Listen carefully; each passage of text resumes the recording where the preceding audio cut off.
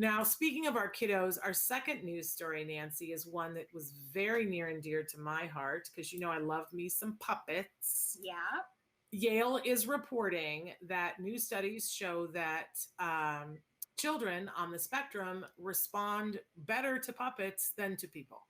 That's right. Which is no surprise, I think. It isn't. I want to know more and want to understand why that is. But, you know, and I don't understand the whole study, but I will say this, that we see and we know that our kiddos, there's something about what happens between here and here that is kids that are quote unquote neurotypical. Right. And the kids that are neurodivergent, this is not as reinforcing to them from here to here. And what happens and the information that comes in this package is not as interesting to them. And sometimes.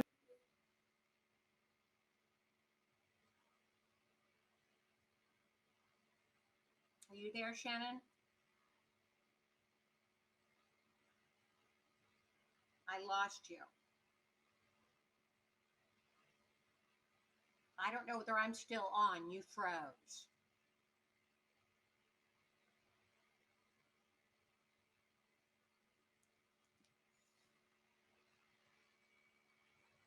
Hello? Am I back? I'm gone. I'm back. You're back. You're back. Thank you. All right. Sorry, I don't know what's up with my internet today. But I love that Nisa says this makes so much sense because puppets have no facial expressions. And I'm glad that I'm back. But you know, I love puppets. Yeah, puppets are very animated and larger than life, and they tend to be, you know, really in your face. So I think that they command attention much more than a human being. Yeah, but I also think that when, you know, all the things that happen, if you were, you know, think about when they do those things where they put the little electrodes on a face and on a body to animate them. Right. And every little dot that they put on is an electrode because there's movement there and there's information that's coming in there. Whereas for a puppet, you know, you can animate a puppet in a certain way, but you don't have 1,000 things going on. You have 5 things going on.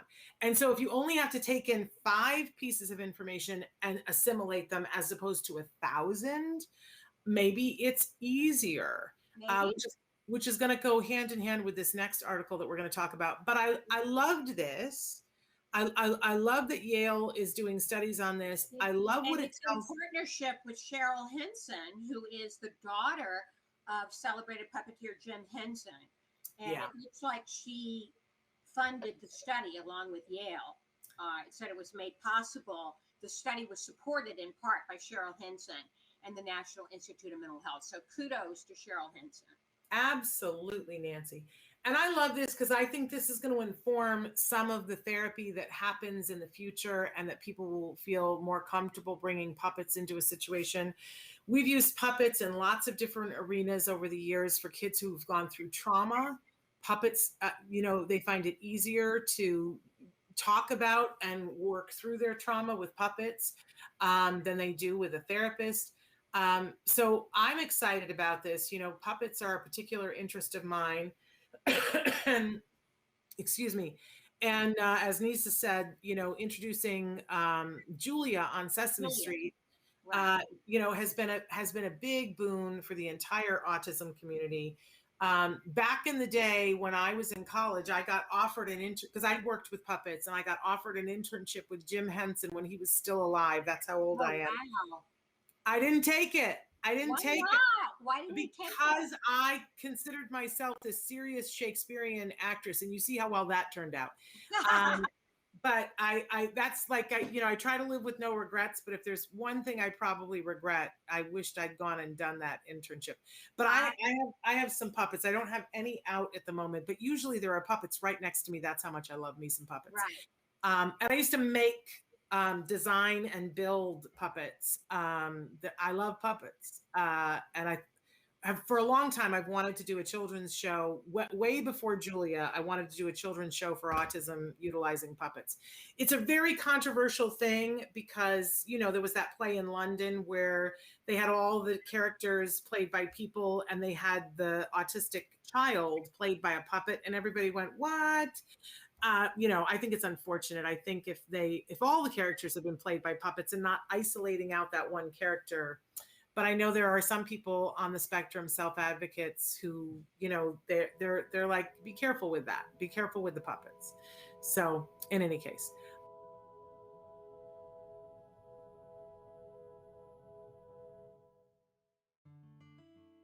Thanks for watching Autism Live.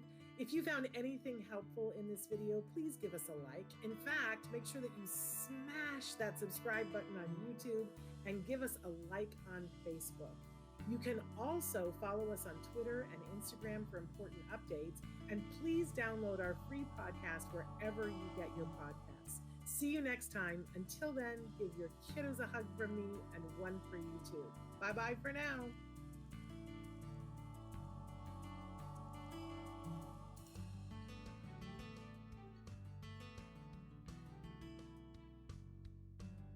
To subscribe, click here. And if you'd like to check out some more of our videos, click here.